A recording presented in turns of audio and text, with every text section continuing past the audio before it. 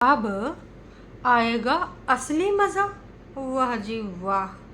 तो भाई साहब, कुछ टरू वालों को अब मज़ा आएगा या फिर कुछ और लोगों को मज़ा आने वाला है। सारी फैमिली मिलके जा रही है ट्रिप, लेकिन टरू वालों के विचार से ये फैमिली है अधूरी, नहीं है पूरी। फैमिली का ढोंग कर रहे हैं कागजू जिज्जा। वाह जी वाह, क्या ख्यालात हैं, क्या जज्बात हैं। माता जी के दर्शन करने जहाँ अंकुश अग्निहोत्री अपनी फैमिली, प्रेजेंट फैमिली जो उनके साथ में है, जो उनके अच्छे टाइम, भले टाइम, बुरे टाइम हमेशा साथ रही है, सिर्फ बोल बच्चन नहीं बोली है, उनके साथ जा रहे हैं माता जी के दर्शन करने वैष्णो माता। और जो नेक्स्ट ट्रिप मतलब वैष्णो माता का दोबारा दर्शन करने जाएंगे, उसके लिए उन्होंने क्या प्लान किया है और क्या उन्होंने सपने देखे हैं, क्या उम्मीदें रखी हैं। हे एवरीवन, एक बार फिर से आप सभी का स्वागत करती हूँ। इस वीडियो में कुछ ऐसी बातें होंगी जो कुछ लोगों को हो सकता है कि नागवार गुजरें, क्योंकि अक्सर उनको ये बातें नागवार ही गुजरती हैं। पर क्या ही बोल सकते हैं भाई साहब, अब वो सच्चाई तो हर किसी को समझ नहीं आती और सच्चाई हर किसी को पचती भी नहीं है, और किसी किसी को तो झूठी लगती है और किसी को कुछ झूठी बातें सच्ची लगती हैं। तो बहुत तरीके की बातें हैं, जो भी बातें हैं। अब शुरू करते हैं आज का ये रंगारंग कार्यक्रम। और इस रंगारंग कार्यक्रम में विभिन्न विभिन्न प्रकार के रंग, हालांकि कुछ लोगों ने नौटंकी ड्रामा फिर से शुरू कर दिया है और बड़कन्नी जिज्जी के तर्ज पे, बड़कन्नी जिज्जी की तरह मम्मी जी को ना स्पेशल फील कराने के लिए घर में पार्लर वाली बुलाई है। अब सब्सक्राइबर्स फिर से आ गए अपने असली रंग में कि भाई कौनो स्टेप होगा जो तुम बड़कन्नी जिज्जी का ना फॉलो करोगे। बड़कन्नी जिज्जी के ट्रू सब्सक्राइबर भी आएंगे कि हैं तुम जानबूझ के इसलिए बुलाई हो ना अपना नंबर बनाने के लिए, क्योंकि हमारी झूठ की दीवानी ने मम्मी जी का वहाँ पर पैम्पर किया था, खूब अच्छे से पैम्पर करने के लिए। जब देखो तब कुछ अलग अलग तरीके अपनाती थी, कबो कोलकाता तो कबो कहीं और, तो कबो घर में पार्लर वाला, तो कभी भाई चाय पिलाने के लिए बाहर ले जाती थी। तो चली आई तू भी कॉपी करने, हट मम्मी जी तुझसे कतई खुश नहीं होंगी। अब बताओ दर्शकों, इनके टरू वाले एक दूसरे को ही नहीं पसंद करते हैं। मतलब छुटकन्नी जिज्जी के टरू वाले बड़कन्नी जिज्जी को नहीं पसंद करते, बड़कन्नी जिज्जी के टरू वाले छुटकन्नी को ना पसंद करते, और ना ही बग्गी को पसंद करते, ना ही बग्गा को। मतलब ये सब्सक्राइबर्स की कौन सी कैटेगरी है, हमको कतई समझ नहीं आ रही है। आप लोगों को आ रही है तो कमेंट करके ज़रूर बताना। बताओ, छुटकन्नी जिज्जी हमारे बेचारी जब भी भला करने निकलती है, ना इस पे टरू वाले काका इल्ज़ामात लगा देते हैं। इस प्रकार की सोच का शिकार हो जा रही हमारी छुटकन्नी जिज्जी। उसने तो ये सोचा था कि भाई मम्मी जी कहाँ वहाँ इस प्रकार से रह रही थी, और मैंने जोश में आके बोल बच्चन भी बोल दिया था कि मम्मी जी की जो झूठ की दीवानी ने डाइट बनाई वही मैं फॉलो कराऊंगी, मतलब ज़ीरो ऑयल वाला खाना, और मम्मी जी को उसी प्रकार से आराम देंगे। मम्मी जी के लिए मैंने ये प्लान किया है कि संडे को उनके बालों में मेहंदी लगाया करूँगी, उनको अच्छे से आरामदायक स्थिति में रखूँगी। ये सारे बोल बच्चन छुटकन्नी ने भाई बड़कन्नी का वो सब देख के बोल दिया था। लेकिन उससे हो नहीं पाया। उल्टा मम्मी जी जब से आई हैं तब से न सबकी आओ भगत में लगी हैं, खासकर नोना जिज्जा, घर के इकलौते दामाद, बेटा दामाद भाई पता नहीं जो भी हैं। चलो खैर, ये वाला रिश्ता बहुत ही कन्फ्यूजिंग है। अब इस रिश्ते को हम कहाँ नाम दें नहीं नाम देना है हमें। जो भी इनका रिश्ता है भाई यही लोग अंडरस्टैंड करें, जाने बूझे निभावें, हमें का लेना देना है। हमें तो बस वीडियो में इनके क्रियाकलापों से लेना देना है, जो ये वीडियोस में इस प्रकार की हरकतें करते हैं। तो इन हरकतों पे थोड़ा सा बातचीत करेंगे, है ना, कोई बात नहीं। हमारे छुटकन्नी जीजू को बड़कन्नी के टरू वालों नाच पीटो, टारगेट ना करो, ठीक है। वो कोशिश कर रही मम्मी जी को खुश करने के लिए, हैं। हाय हाय, बड़कन्नी ने बोला था कि मम्मी जी परेतिन को कहा इतना ज़्यादा प्यार दुलार नहीं देती हैं जितना मुझे और बग्गे को देती हैं। उसके बाद छुटकन्नी ने अपनी तरफ से खास कोशिश करी मम्मी जी के दिल में जगह बनाने के लिए। छुटकन्नी जिज्जी, अगर तुम नीचे का पूरा टंडेला बनवाए, ऊपर का पूरा टंडेला बनवाए, बग्गे की शादी में बढ़ चढ़ के हिस्सा लिया, झुनझुनिया पायल लेने गई थी इंगेजमेंट के शायद एक रात पहले, ऐसा कुछ था सीन। कुल मिला के छुटकन्नी ने बड़े योगदान करे हैं, लेकिन मम्मी जी को उसके योगदान कतई याद ही नहीं रहते हैं। तो दर्शकों, आपको क्या लगता है, एक जवाब मुझे ज़रूर दीजिएगा आपको क्या लगता है कि छुटकन्नी जिज्जी हमारी मम्मी जी के दिल में जगह बना पाएगी पार्लर वाली को लाके? क्योंकि जैसे छोटे छोटे ये चीज़ें करती है, बड़कन्नी कुछ बड़ी चीज़ें तो नहीं करती है। छुटकन्नी ने इतना बड़ा बड़ा अमाउंट खर्च किया है, लेकिन मम्मी जी की नज़रों में वो कभी चढ़ा नहीं और मम्मी जी के दिल में भी ना छुटकन्नी कभी आई नहीं। तो का अब जैसे छुटकन्नी बड़कन्नी जिज्जी के कॉपी इसलिए कर रही उनके स्टेप्स को कि यही चीज़ है जिससे मम्मी जी के दिल जिगर किडनी में वो घुस पाए।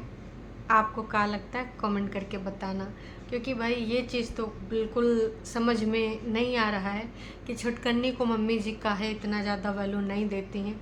छुटकन्नी ने कोशिश बहुत करी है और रिज़ल्ट भी सबने देखे हैं। खैर, ये तो है छुटकन्नी की बात और मम्मी जी की बात। लोगों ने व्यक्त करे थे जज्बात और एक सब्सक्राइबर ने बोला भी था कि इस पे ज़रूर विचार रखिएगा, ताकि टरू वालों की भी आंखें खुलें कि भाई मम्मी जी ने जो इकलौता प्यार दिखाया है, इकलौता नहीं, चलो ठीक है बग्गे के लिए भी दिखा देती हैं, लेकिन सबको पता है कि वन ओनली हमारी जो है बड़कन्नी जिज्जी को मम्मी जी कितना प्यार करती हैं। एक लोगों ने एक चीज़ और उठाई थी जिस पे भी मुझे बात करनी है। किसी ने मुझे कमेंट करा था कि आप एक चीज़ उनसे पूछिएगा कि जब छुटकन्नी मतलब बड़कन्नी ये बोल रही थी कि जब पापा शिमला आए थे तो मैं बिल्कुल छोटी थी, 2 या 3 साल की, और मम्मी जी ने भी कई बार बोला कि ठुमुक ठुमुक चलती थी। तो हम लोगों को जो डेट ऑफ बर्थ इनकी पता है वो 1986 या 87 कुछ है, जो कि रियल वाली, जो कि डॉक्यूमेंटेड है, और बाद में जिज्जी 91 बताती है। कई बार इस चीज़ पे बहस हुई है, लेकिन लोगों को अब एज से हटके दूसरी चीज़ पे दिमाग आ गया है, क्योंकि हमारी बड़कन्नी जिज्जी की एज जो है वो रहस्यमयी है। इसी प्रकार से मम्मी जी की भी एज का कोई अंदाज़ा नहीं लगा सकता कि का एज है का नहीं एज है। खैर छोड़ देते हैं।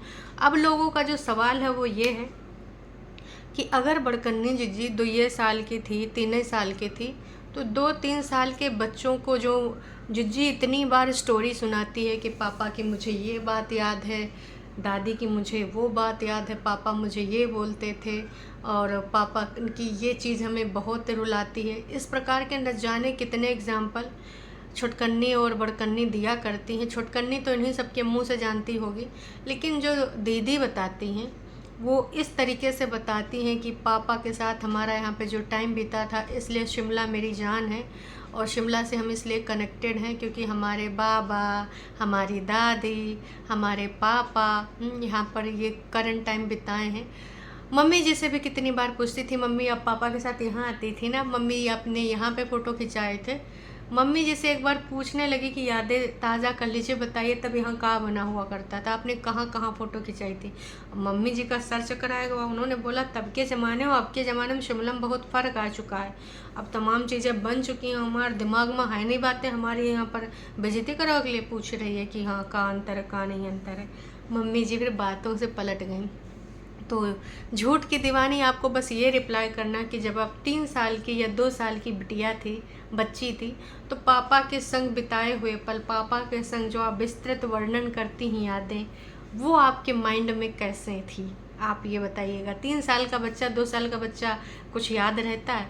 हम इन लोग जब 3 साल 2 साल के रहे थे, याद है आप लोगों को बचपन में आप कौन सी शरारत करते थे, या पापा आपके कहाँ घूमने जाते थे, का पापा बातें करते थे, किस प्रकार से बातें करते थे, खेत में अनाज ज़्यादा पैदा हुआ, ये वो, दाना पानी, अंग्रेजन, ये सारी चीज़ें, पापा हमारी बस चला के फिर दौड़ के आते थे तो ये चीज़ लेके आते थे, वो चीज़ लेके आते थे, वो सारी चीज़ें। और फिर जिज्जी ने बोला कि पापा के जाने के बाद ही जिज्जी ने मम्मी का सहयोग करा और पूरी जिम्मेदारी निभाई। तो लोगों का कहना है कि अगर पापा जब इनके गए, या 2 या 3 साल की थी, शिमला में जब गई हैं, चलो मान लेते हैं 1 आध साल पापा के साथ वहाँ रही थी, मान लेते हैं 4 साल की 5 साल की रही होंगी, 2 साल मान लेते हैं पापा जी के साथ रही होंगी। तो एक चीज़ इन्होंने जब फ़ोटो दिखाई थी उसमें पापा जी की डेथ कब हुई थी, उसमें ईयर भी लिखा हुआ था।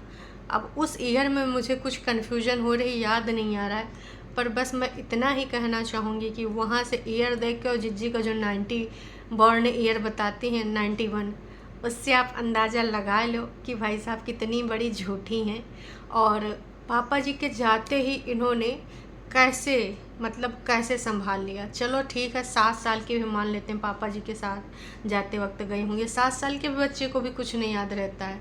और दूसरी चीज़ कि पापा जी के साथ जाते ही मतलब जैसे उन्होंने इनका सबका साथ छोड़ा, ज़िंदगी से चले गए, भगवान ने जब उनको अपने पास बुला लिया तो ये मम्मी का कह रही थी कि कंधे से कंधा मिला के हमने स्ट्रगल में साथ दिया है, इसलिए मम्मी मेरे से ज़्यादा अटैच्ड हैं। तो ये मेरा पूछना नहीं है, जनता का पूछना है कि आप ये बताइए कि भाई उस टाइम एक बच्ची मम्मी का साथ कैसे दे सकती है। खेतों में काम करती थी, परेतिन बहुत छोटी थी, लेकिन जब थोड़ा बड़ी हुई तो घर में खाना बनाने लगी। ये सारे जो ये गोल मोल बातें हैं, ये बहुत कन्फ्यूजन पैदा करती हैं। अब इससे ये स्पष्ट होता है कि हमारी जिज्जी काफ़ी बड़ी थी, समझदार थी, मान के चलो कि 12, 13, 14 साल की तो रही होगी, और इसलिए मम्मी जी का लगाव उस टाइम ज़्यादा था दीदी से, क्योंकि मम्मी जी को इन्होंने संभाला और मम्मी ने इनको संभाला, एक दूसरे का पूरक बन के काम किया। परेतिन और बग्गा छोटा था। अगर ये बात करें तो हम मान सकते हैं। अब जनता ने पूछा है इसलिए हम आपसे पूछ रहे हैं, हो सके तो इस पर प्रकाश डालिएगा। अब ये ना कहिएगा कि हमको जिस बारे में बात ही नहीं करनी हम नहीं करेंगे, हमसे कोई नहीं बुलवा सकता है ना। फिर जब आपका मन होगा तो फिर पापा और दादी की कहानियाँ मत सुनाइएगा, क्योंकि अगर आप सुनाएंगे तो आपको जवाब देना पड़ेगा, क्योंकि जवाब जनता मांग रही है और जनता आपको अपना वक्त देती है, आपके वीडियोस को देखती है, कमेंट करती है। तो ये जनता की आवाज़ आप तो खैर दबा देती हैं डिलीट करके, पर हमारे पास अब आई थी आवाज़ तो हमने कहा क्यों ना भाई इस पर थोड़ा सा विचार व्यक्त कर दिया जाए। अब आते हैं भाई अंकुश अग्निहोत्री की तैयारी पर, किस प्रकार से उन्होंने तैयारी करी है, और सारे के सारे तैयार हो चुके हैं, शॉपिंग भी हो चुकी है, खाने पीने से लेके मम्मी जी का जो बैग था गिफ्ट मिला है मदर्स डे के ओकेज़न पे, और किसने दिया है, ये दिया है भाई साहब दीदी ने इनकी, और कंचन ने, इस घर की बेटी ने। तो वो मम्मी जी को काफ़ी पसंद आया। मम्मी जी ने ढेर सारा अपना कपड़ा लत्ता भी रख लिया, क्योंकि उनका कहना है कि भाई साहब ऐसा गर्मी वाला मौसम है, मान लो बारिश भी होने लगे, क्योंकि अब मानसून भी आ चुका है, या फिर गर्मियों में बदबू करने वाला अब कपड़ा उतारना चेंज करना बनता है। हालांकि अंकुश अग्निहोत्री बोल रहे थे कि भाई मम्मी इतना काहे लाद के ले चल रहे, हम लोग का 2-3 दिन का प्रोग्राम है। अरे भैया अब हर कोई थोड़े एक एक कपड़े में गुजारा कर सकता है, जैसे कि कुछ लोग इंडिपेंडेंट लोग पटना से आए, फिर भाई साहब वो टी शर्ट की रीढ़ मार दिए, 2 दिन तक बिना नहाए इस चरम गर्मी में। कैसे लोगों ने उसको कंटेंट बना दिया कि दीदी टी शर्ट कब उतारोगे, तनिक नहाए धो लो, मलिच्छापा न करो, बदबू आ रही होगी, एकदम मलिच्छिन बन के गंध फैला रही थी। तो हर कोई ऐसा नहीं कर सकता ना कि भाई साहब ऐसी हरकतें करके बदबू फैलावे, है ना। तो ये सारी चीज़ें, मम्मी जी भी सुपर डुपर एक्साइटेड हैं। तमाम लोग कह रहे थे कि अक्सर जब देखो तो मुठा के भैया निकल जाओ और मम्मी जी को नहीं ले जाए हो, तो ये गलत चीज़ है। खास कि मम्मी जी घर में अकेली रह जाएं, और इस एज में भी उनके दिमाग में कितनी तरह की बातें चल रही होंगी, कितनी टेंशन होगी। लेकिन वजह यही थी कि भाई साहब मम्मी जी अभी नहीं जा सकती, उनको समस्याएं हैं, कुछ हेल्थ इशू। कुछ लोग होता है ना कि ज़्यादा ट्रैवलिंग नहीं कर सकते, वोमिट वगैरह या फिर तबीयत ख़राब हो जाना। लेकिन इस बार मम्मी जी ने हिम्मत करी है, और इनका कुछ और भी सपना है कि नेक्स्ट टाइम पे हम इस वाली माता जी के दर्शन करने जाएंगे, उस वाले मंदिर में जाएंगे। तो आने वाले टाइम में इनका बेटा इनको ज़रूर लेके जाएगा, ऐसा उन्होंने प्लान किया। लेकिन एक प्लान इन लोगों ने ऐसा भी किया है, जो प्लान लगता नहीं है कि पूरा होने देंगे कुछ लोग। हालांकि आज नहीं तो कल, ऐसा तो है नहीं कि वो कभी बड़ा नहीं होगा। तुम किसी से दूर कर सकते हो, डिस्टेंस बना सकते हो, लेकिन जब समझदार होगा तो समझ में आएगा ना चीज़ें। तो नेक्स्ट ट्रिप ये माता जी के दर्शन को तब जाना चाहते हैं जब सिड इनके पास में हो। लेकिन ये शब्द सुन के ना, टरू वालों तो छोड़ो, जिज्जी तो छोड़ो, सबसे ज़्यादा नोना, जादू टोना और झूठ की दीवानी ने कहा होगा अच्छा दिन में सपना देख, अच्छा ब्लॉग में सपना देख रहा, तुम्हारा सपना हम साकार न करने देंगे।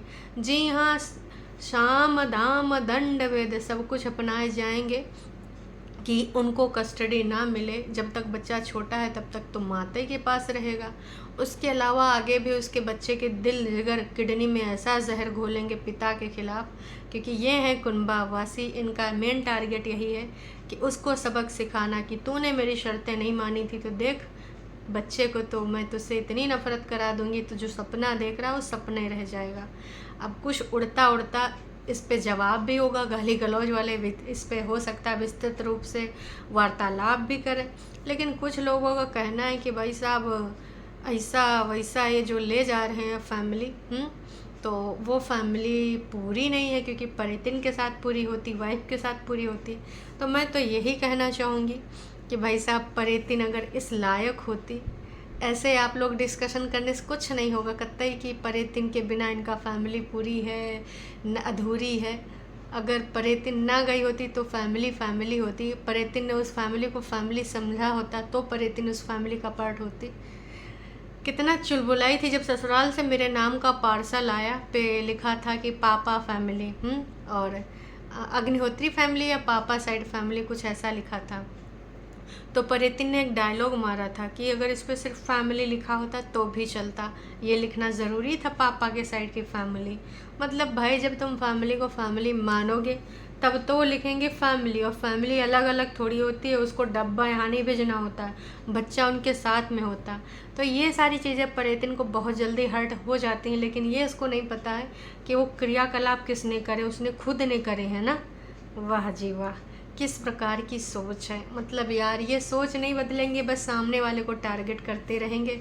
ऐसा कैसे सोच रही हो, हैं ऐसे थोड़ी ना होता है, इन्होंने तो ऐसा लिख दिया, उनके अंदर तो वो कमी है, कागजी ने ऐसा किया, सासू अम्मा ने तो वैसा किया, और ननद वो तो भाई साहब चाह ही नहीं रही थी। एक बहन ने ही मेरा घर तोड़ा, उनकी लाइफ आज भी मुझे याद है जब उन्होंने बोला था कि यहाँ मेरी, अगर इतना दिन तक ये घर चला है तो सिर्फ और सिर्फ मेरी बहन की वजह से, क्योंकि मेरी बहन ने मुझे बहुत समझाया, इनको भी बहुत समझाया। ये जब नाराज़ होके भाग गए थे मेरे साथ चंडीगढ़ मेरी बहन के घर, तो उन्होंने बोला था कि तुम जाओ, तुम्हारी माँ अकेले है।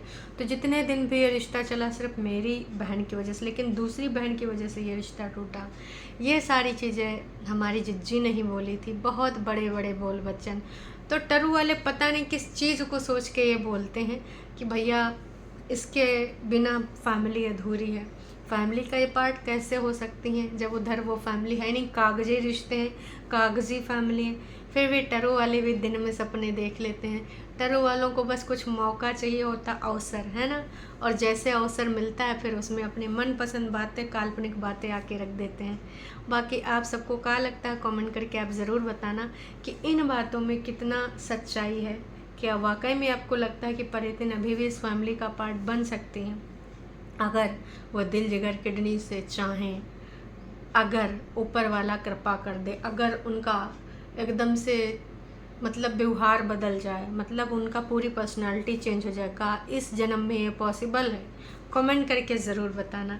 मुझे तो नहीं लगता कि ये कभी भी अपने बिहेवियर को अब चेंज कर पाएंगी, कभी भी अब ये बदलाव दिखा पाएंगी। बाकी आप सबका क्या कहना है कमेंट करिएगा भाई साहब। जो इतने बड़े बड़े बोल बच्चन बोले गए हैं परितिन को कितना टारगेट कर रहे हैं, बड़कन्नी जिज्जी के टरू वाले, उस पर भी थोड़ा सा विचार व्यक्त करिएगा।